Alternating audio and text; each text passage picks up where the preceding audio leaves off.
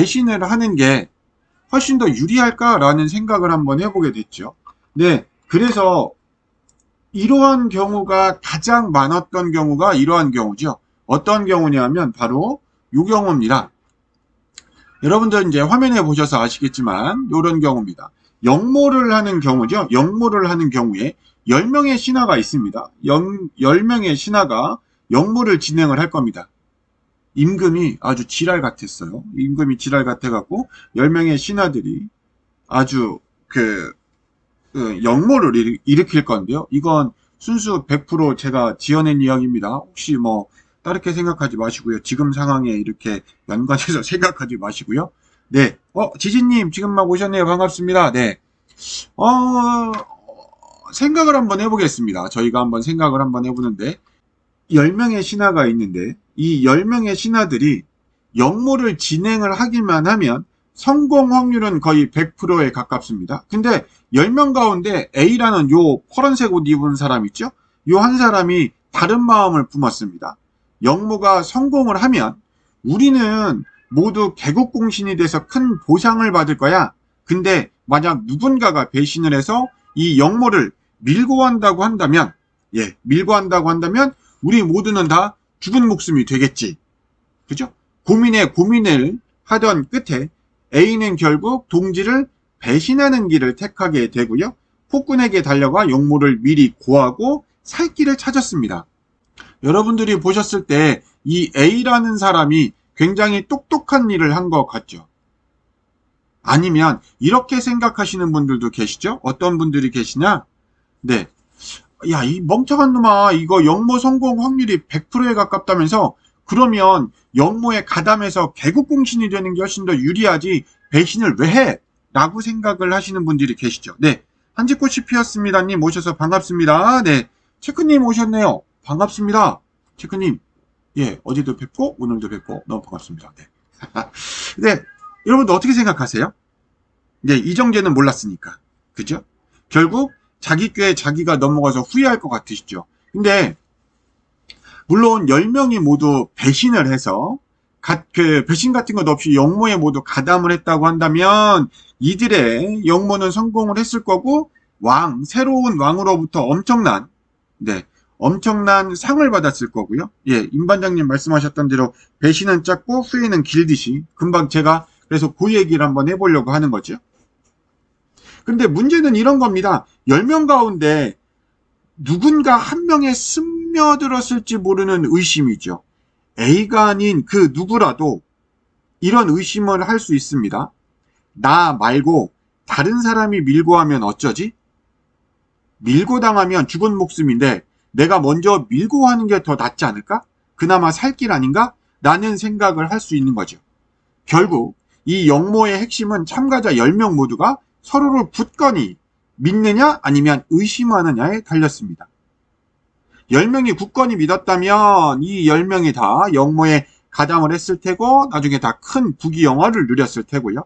하지만 누구라도 우리 가운데 한 명이 배신자가 나올 수 있어 라고 의심하는 그 순간 누군가가 배신할 것 같다는 생각이 들면 내가 먼저 배신하는 쪽이 훨씬 더 유리합니다. 왜냐하면 목숨만은 건질 수 있으니까요. 네. 이러한 얘기들이 바로 오늘 제가 첫 번째 시간에 여러분들하고 할 요 얘기입니다. 누군가의 믿음을 끊어버리면 나한테 더 유리할 수 있다는 얘기죠. 네. 이런 거를 경제학 용어에서는 경제학 게임 이론 분야에서는 사슴 게임이라고 부릅니다. 네. 사슴 게임이라고 불리는 분야가 있는데 루소의 인간 불평등 기원론에서 나오는 우화에서 유래를 했습니다. 마을 사람들이요. 사슴을 잡기 위해서 사냥에 나섰습니다. 사냥꾼들 모두 10명으로 구성이 됐고요. 사슴을 잡기 위해서 이 10명이 산기슭으로부터 포위망을 구축해서 올라갑니다. 북을 치면서 사슴을 정상으로 몰아서 올라갑니다. 그러다가 산 정상까지 몰면 무조건 사슴은 잡을 수 있겠죠. 네, 무조건 잡을 수 있을 겁니다. 그리고 사슴을 잡으면 부족 전체가 열흘 동안은 배부르게 먹을 수 있습니다. 그런데 10명이 사슴을 몰던 중에 사냥꾼 A 앞에 토끼가 한 마리 지나갑니다. 만약에 A가 토끼를 잡기 위해서 대어를 이탈을 하면 당연히 나머지 9명은 사슴을 못 잡겠죠. 당연한 거죠. 사슴을 못 잡게 됩니다. 왜냐하면 A가 빠진 자리로 사슴이 달아나갈 거기 때문에 당연히 사슴을 못 잡을 겁니다. 반면에 A는요, 사슴을 놓치기는 하겠지만 토끼를 잡을 수 있습니다. 토끼를 잡으면 A는 자기 가족이 하루 동안은 먹을 식량을 벌을 수 있습니다. 이런 상황에서 A는 눈앞에 나타난 토끼를 쫓아야 될까? 아니면 대어를 이탈하지 않고 사슴을 쫓아야 될까? 만약 A가 토끼의 유혹에 넘어가지 않고 사슴을 몰면 열흘치 식량을 얻습니다. 이게 정답인 것 같죠? 여러분들이 생각하시기에도. 그런데 유혹에 빠져서 토끼를 쫓으면 하루치 식량을 얻을 뿐이니까 여러분들 금방 생각하셨던 것처럼 그냥 사슴을 잡는 게 낫습니다. 그런데 이게 간단한 문제가 아니에요, 여러분. 조금만 생각을 해보시면. 만약에 토끼를 포기하고 정상까지 열심히 사슴을 몰았습니다. 나머지 9명의 사냥꾼 가운데 한 명이 분명히 토끼를 쫓아서 대열을 이탈을 하는 일이 발생할 수 있죠. 그러면 A라는 사람은 열흘치 식량은커녕 아까 잡은 수 있었던 토끼마저도 놓치게 되는 거죠. 예, 이게 게임 이론이라는 경제학 이론이 있는데요. 이 게임 이론은 상대방이 어떻게 행동하느냐를 전제로 해서 자신에게 가장 유리한 행동이 무언지를 선택하는지를 공부하는 학문이랍니다. 이 학문이 요즘 굉장히 경제학에서 핫하다고 하는데요. 이 사슴 사냥의 이론을 게임 이론으로 풀면 이렇게 된다고 하네요. A가 어떤 행동을 하는 것이 유리한지의 결정적인 단서는 과연 동료들이 믿을 만한가에 달려 있습니다.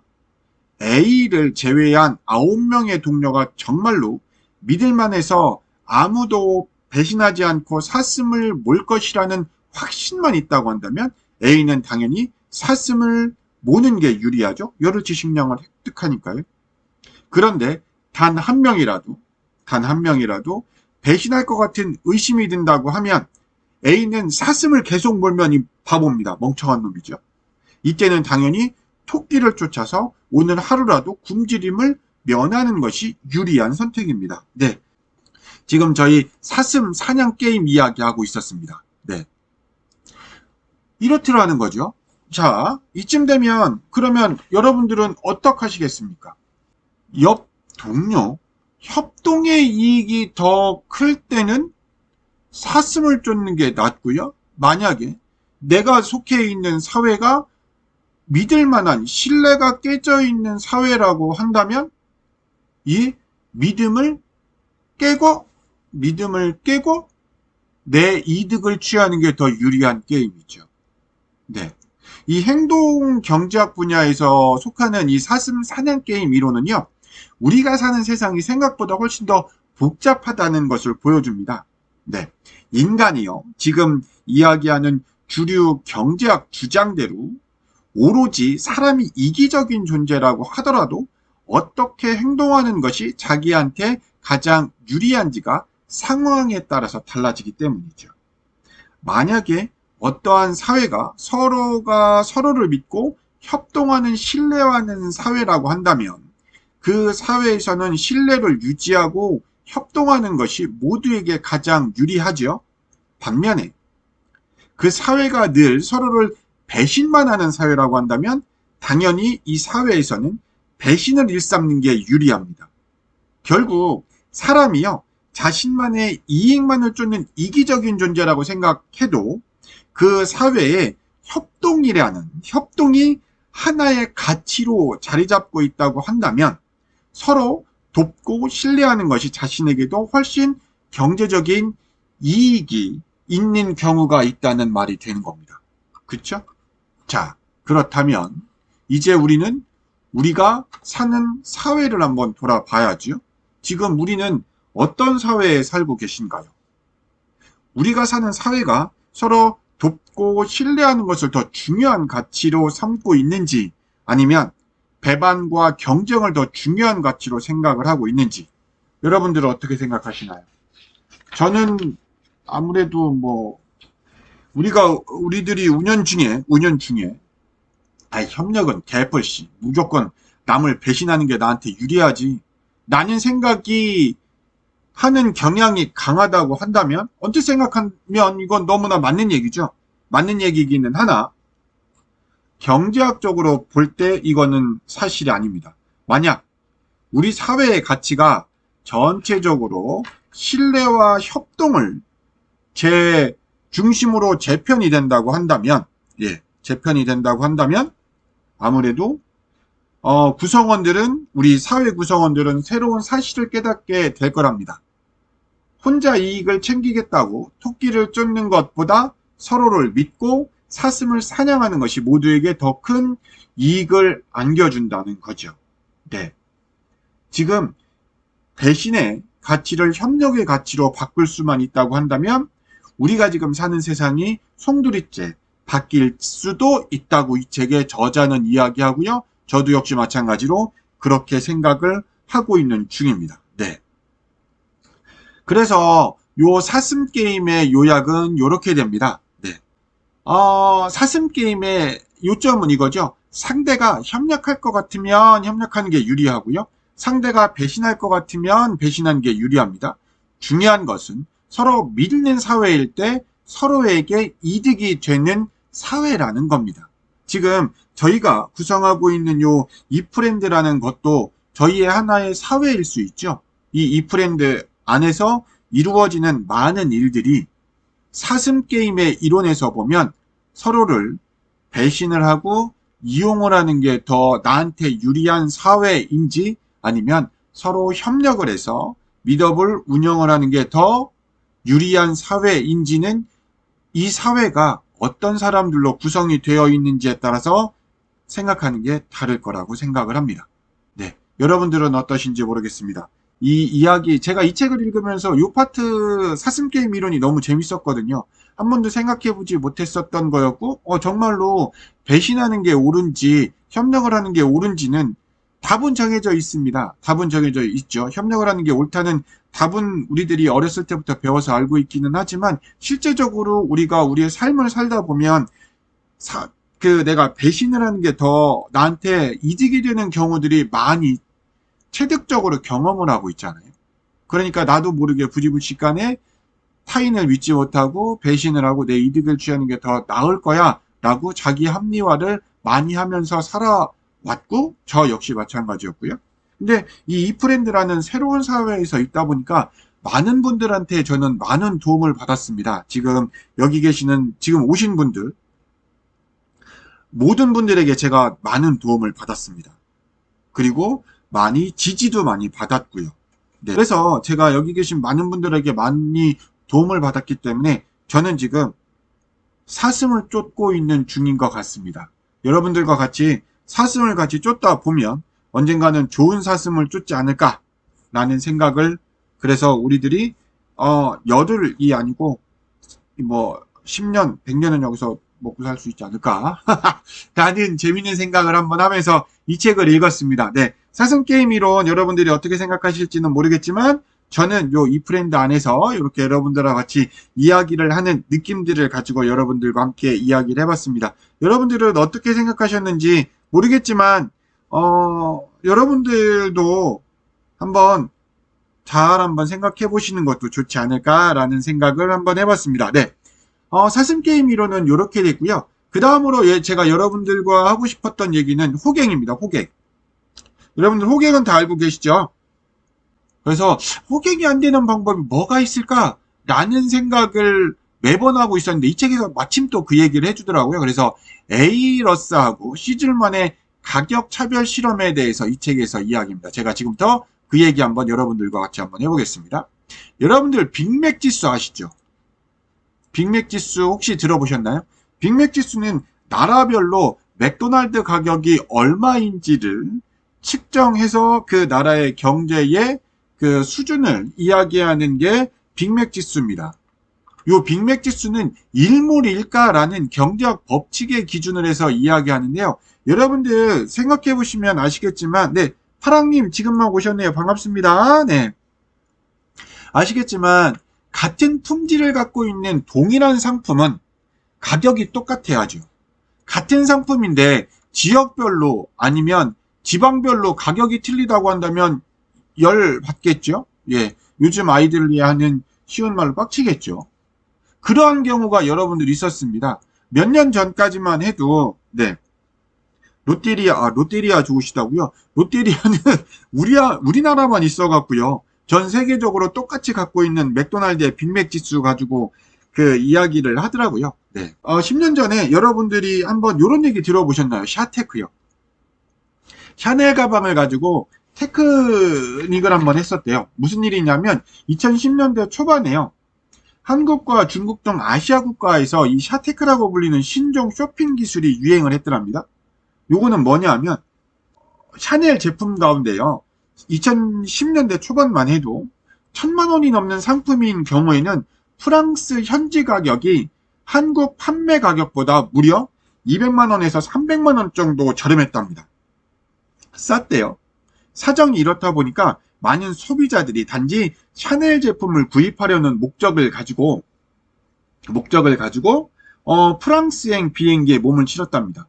비행기 값을 지불해도 훨씬 싸게 샤넬백을 살 수 있었던 거죠.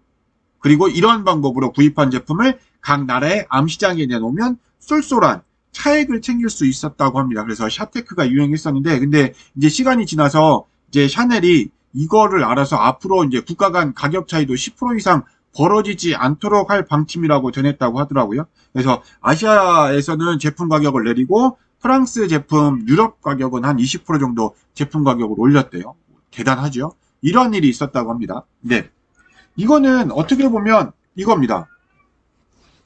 호갱을 우리나라 사람들이, 아시아 사람들이 자처했던 거고, 이 호갱을 가지고 이 샤넬이 이용을 했었다는 겁니다. 네.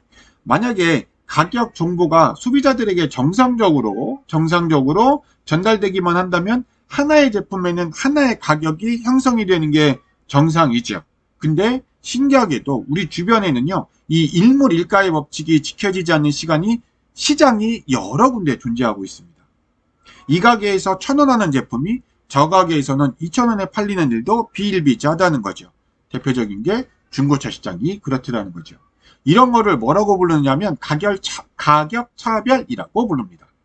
이거에 관련해서 미국의 법 경제학자인 이안 에이러스하고 피터 시즐먼이라는 학자가 이런 실험을 했답니다. 어떤 실험을 했었냐면 새 차를 살 때 벌어지는 인종과 성별에 대한 가격 차별이라는 논문을 썼다고 하더라고요. 이 논문에 그 이유가 나왔습니다. 이 두 학자인데요. 얼굴도 비슷하게 생겼죠? 이런 경제학자들은 대부분 얼굴이 비슷하게 생겼나 봐요.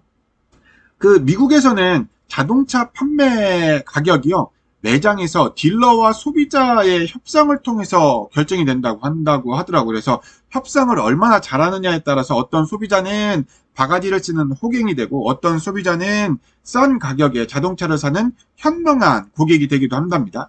그래서 미국의 중고차 시장이 일물일가 원칙이 적용이 안 되는 전형적인 가격 시장이라고 하더라고요. 그래서 어떤 일을 했느냐 하면 이러한 실험을 진행을 했었습니다. 어떤 실험을 했냐면 백인하고 흑인이요, 똑같이 가서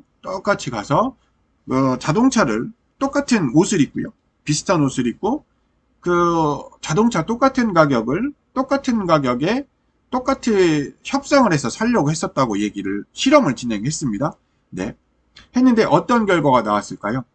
여러분들이 예상하셨던 그 결론대로 백인 남성보다 흑인 남성에게 평균 935달러 정도의 높은 가격을 제시했다는 거죠. 흑인이 100만원 정도 바가지를 썼답니다. 네, 역시 미국은 인종차별이 존재하는 나라야 라는 결론을 잠시 접어두고요. 어떤 일을 또 실험을 했었냐 하면 정비소에 차량을 맡기러 갔습니다. 장애인이 차량을 맡기러 갔고요. 그 다음에 일반인이 옷 잘 차려입고 자동차 정비소에 차량을 맡기러 갔더니 어떤 일이 벌어졌냐? 비장애인보다 장애인에게 무려 30% 높은 정도의 수리비를 냈다고 합니다. 왜 그럴까요?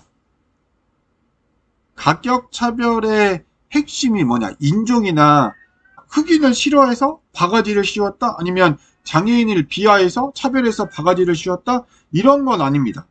왜냐하면 딜러들은요, 흑인과 백인 고객들 가운데 오히려 흑인 고객과 더 많은 시간을 보낸 것으로 나타났다고 하더라고요. 만일 그 딜러들이 흑인을 싫어해서 바가지를 씌우려고 했다고 한다면 흑인 고객과 오랜 시간을 보낼 이유는 없었을 거고요. 당연히 뭐 이거 말고도 흑인 딜러들도 그 존재를 했죠. 상식적으로 흑인이 흑인한테 바가지를 씌울 이유는 없죠. 뭐 정비소의 장애인들한테도 마찬가지고요. 현명한 소비자가 되는 비결에 대해서 이 책에서는 그 가격 실험에서는 이러한 얘기를 하는 겁니다. 좀 귀찮더라도 꼼꼼히 가격을 비교하고 더 낮은 가격을 찾아다니는 고객이 손해를 덜 봤다는 거죠. 왜냐하면 장애인 역할을 맡은 배우 가운데 일부에게 차액에 힘겹게 내린 다음에 무심코 어제 제가 벌써 몇 군데 정비소를 다녀오는 중이에요 라는 말을 던졌더니 정비소 측에서 제시하는 가격이 바로 정상가로 떨어졌다고 합니다. 네. 이런 거를 보면 현명한 소비자가 되는 방법은 좀 귀찮더라도 꼼꼼히 가격을 비교해보고 좀 더 낮은 가격을 찾아다니는 고객이 바로 호갱이 되지 않는 바로 그런 고객들이라는 거죠. 네. 그러면서 이 책에서는 이런 얘기를 합니다. 현명한 소비자가 되는 일은 현대에서 굉장히 중요하죠. 그러면서 이 책에서는 투표 이야기도 합니다. 국민의 대리인을 뽑는 선거만 해도 그렇다는 거죠. 선거에서 후보자는 자신을 유권자에게 파는 판매자고요. 유권자는 자신을 대리해줄 상품을 투표로 구매하는 소비자인 거죠. 그래서 소비자격인 유권자가 선거 때마다 꼼꼼히 후보자들을 비교하고 가장 정직하면서 일을 잘할 것 같은 후보를 선택을 한다면 정치인들은 유권자들에게 바가지를 씌우지 못할 거라는 거죠. 이들은 유권자에게 선택을 받기 위해서 정직하게 활동하는 수밖에 없을 거니까요. 네, 그런 얘기를 이 책에서 하고 있습니다. 저도 그런 것 같기도 하고요. 그런 것 같은 게 아니고 그렇죠. 뭐 그런 게 맞는 것 같습니다. 네. 호갱하고 현명한 고객의 차이는 백지장 한 장이라고 생각을 합니다. 제가 조금만 관심을 갖고 구입할 상품을 조금만 꼼꼼히 비교해 보기만 해도 뭐 제가 현명한 고객이 될 거라고 생각을 하는 거죠. 그냥 아무 데서나 아무 뭐 물건이나 대충 집어드는 호갱이 될 거냐 아니면 현명한 소비자가 될 거냐는 제가 어떻게 하느냐에 달려 있는 것 같습니다. 네, 그런 것 같죠. 그래서 이 책에서는 이렇게 썸머리를 하더라고요. 태어날 때부터 호갱인 사람은 없습니다. 꼼꼼히 따지고 협상 한번 해보십시오. 호갱이 되지 않으려면 이러한 방법뿐이 없다고 이 책에서는 이야기를 합니다. 이것도 맞는 이야기 같고요. 네, 여러분들도 그렇게 생각하시나요? 저는 그렇게 생각을 합니다. 재밌더라고요. 그런 날이 올까요? 그런 날이 올 겁니다. 그런 날이 와야지 됩니다. 그래야지 저희가 잘 살 수 있을 거라고 생각을 하는 거죠. 그런 날이 와야 돼요. 그래야지 그 정치인들도 지금 좀 눈치를 보면서 살지. 이게 좀 저는 정치 얘기 잘 안 하는데 안 해야 된다고 생각을 하고요. 정치적인 얘기는 어디서도 하지 말라고 하더라고요. 그래서 안 하려고요. 다음번에 사적인 자리에서 뭐 약주 한잔 하시면서 뵈면 또 모를까 뭐 그런 얘기 잘 하지 않으려고 합니다. 자, 다음 얘기입니다. 다음 얘기는 내 심리를 파헤치는 게 아니고요. 다른 사람의 심리를 파헤치는 겁니다. 누가? 경제학이.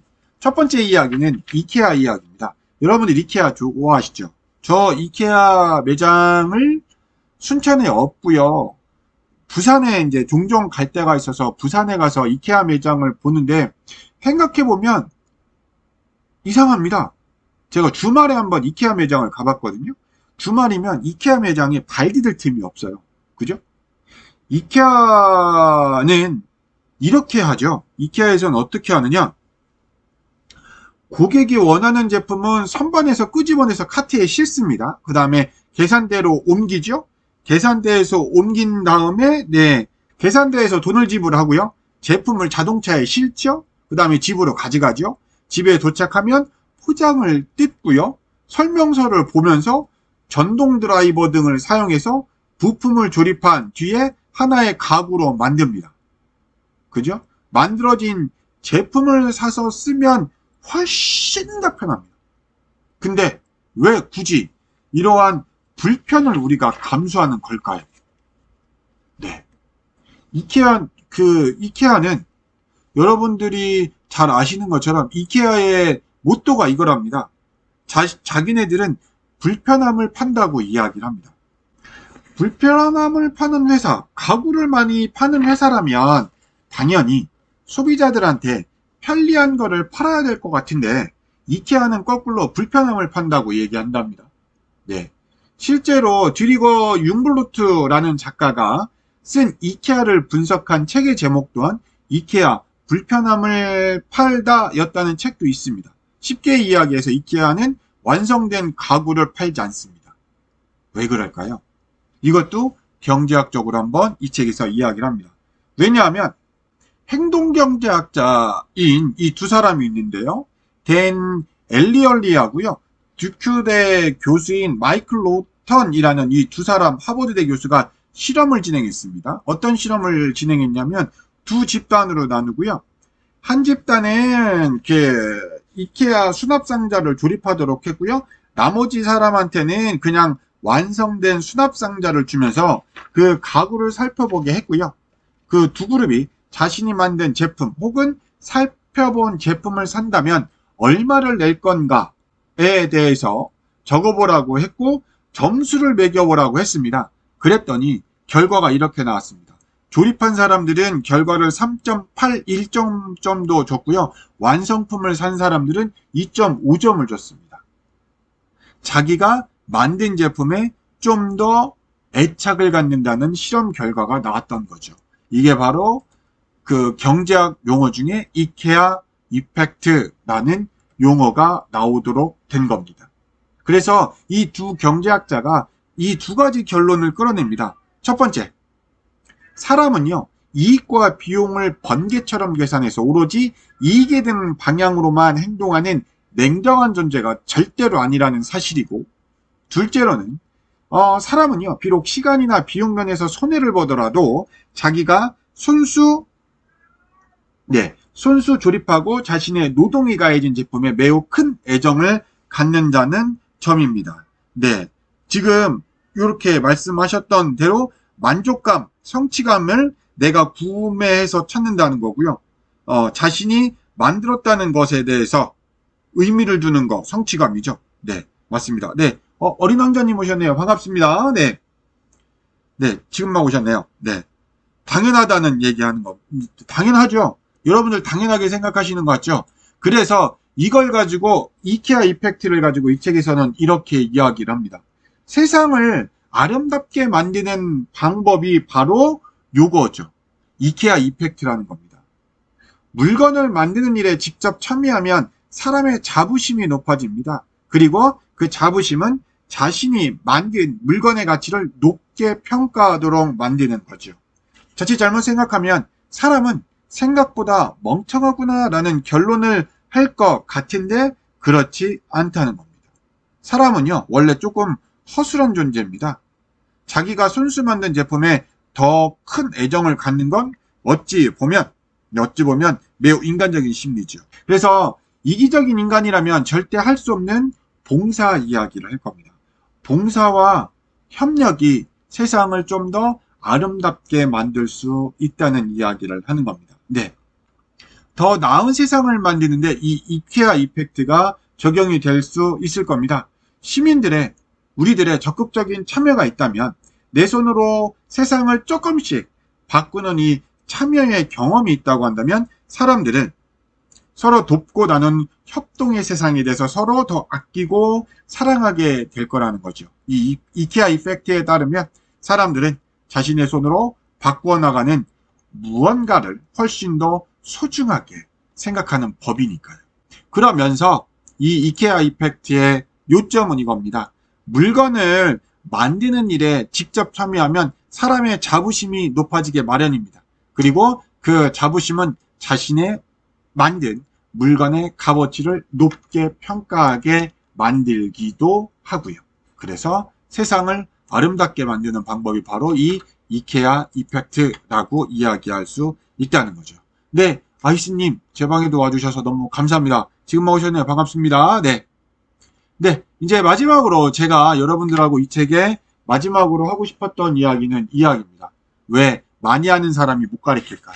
주변에 보면 똑똑한 사람들 많죠? 똑똑한 사람들이 못 가르치더라고요. 왜 그런지 그 얘기 한번 해보려고요. 네. 혹시 이 사람 혹시 아시나요? 이 사람 혹시 아세요? 러시아 출신의 그 레슬링 선수인데요. 알렉산드로 카렐린이라는 러시아 레슬링 선수입니다. 이 사람은요, 화면에 써 있는 대로 효도르나 타이슨이 존경하는 사람이고요. 푸틴의 경호원이고, 지구 최강의 사나이고요. 걸어다니는 확실이고, 고릴라에게 레슬링을 가리켜야 이길 수 있는 인류 최강의 사나이입니다. 알렉산드로 카렐린이라는 러시아 레슬링 선수인데요. 이 사람의 전적이 어떻게 되느냐 하면 887승 2패입니다. 889번 싸워갖고요. 2번뿐이 안 졌대요. 이 정도로 대단한 사람인데요. 이 사람이 이제 은퇴를 하고 나서 어떠한 일화가 있었냐 하면 그 후배들한테 그 레슬링을 가르쳤대요. 근데 경기에 찬 눈빛으로 자기를 바라보는 후배 레슬러들 앞에서 카렐린이 이렇게 얘기했답니다. 상대방이 방어 자세가 아무리 견고해도 당황할 필요가 없어요. 이렇게 직접 시범 빡 보여주면서 이렇게 상대의 허리를 잡고 번쩍 들어 올리면 됩니다. 이런 식으로요 하면서 확 하고 집어 던졌대요. 이 다음에 이처럼 가볍게 뒤집으면 됩니다. 라고 이야기를 했대요. 카렐린이라는 사람이 가볍게 뒤집으라고 말한 파트너는 130kg이 넘는 거구였습니다. 네. 후배들은 어떻게 저걸 가볍게 뒤집으라는 것이? 하면서 황당한 표정을 졌다는 거죠. 네. 스포츠계에는 스타 출신은 좋은 지도자가 되지 못한다는 속설이 있습니다. 이거를 이야기하는 그 경제학적 용어가 있는데 이 행동경제학이라는 분야에서는 지식의 저주라는 개념이 있답니다. 이 지식의 저주는요.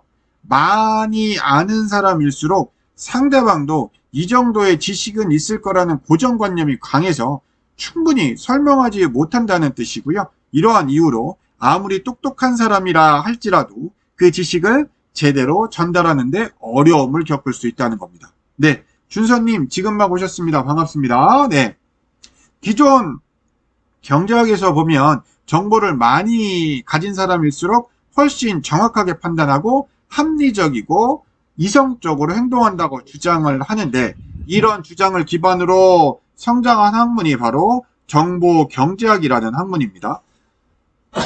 죄송합니다. 그런 학문인데 이런 실험이 있었어요. 콜린 캐머러라는 학자가 행동경제학자인데요.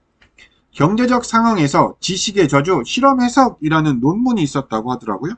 하여튼 사람의 지적인 생각은 이 사람이 어떤 실험을 했느냐 하면 이런 실험을 했다고 합니다. 미국의 영화를 배포하는 배급사들한테 좋은 영화를 주면 좋은 영화, A급, B급 영화를 줬을 때 A급 영화가 더 장사가 안 될 거라고 이야기를 하는 거죠. 이러한 실험을 했었다고 하더라고요. 또 이런 실험도 있었습니다. 제가 박자를 한번 칠 테니까 어떠한 노래인지 한번 맞춰보세요. 자, 한번 박자를 쳐보겠습니다. 어떠한 노래인지 한번 맞춰보세요.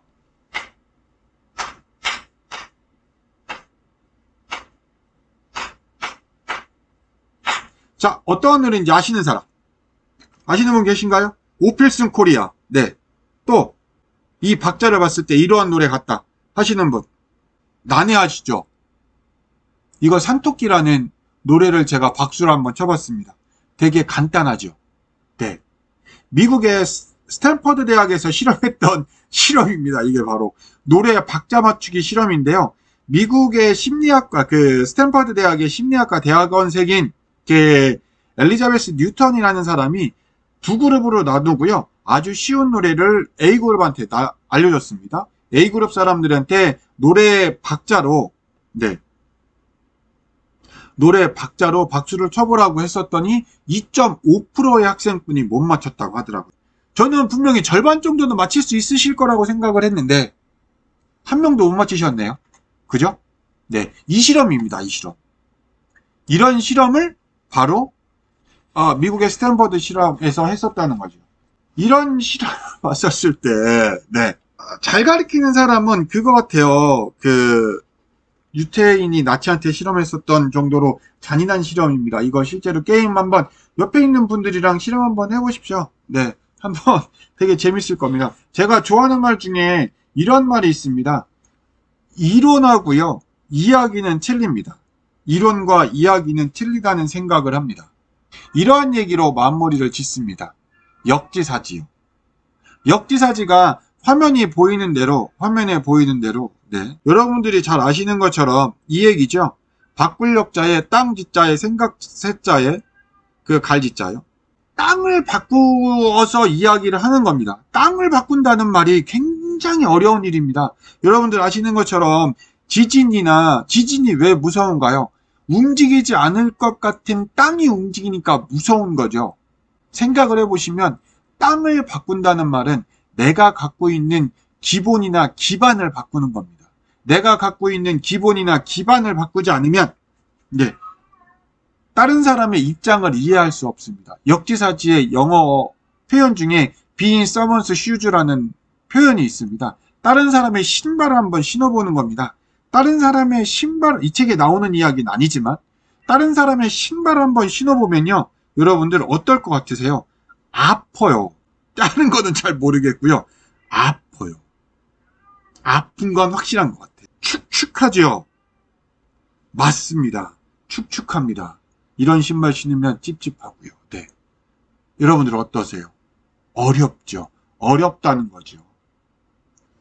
어려운 얘기를 했습니다. 제가 이렇게 지식의 저주의 이야기를 하면서 많이 아는 사람이 다른 사람을 잘 가르치지 못한다는 거, 이거는 조금 어려울 수도 있다는 거.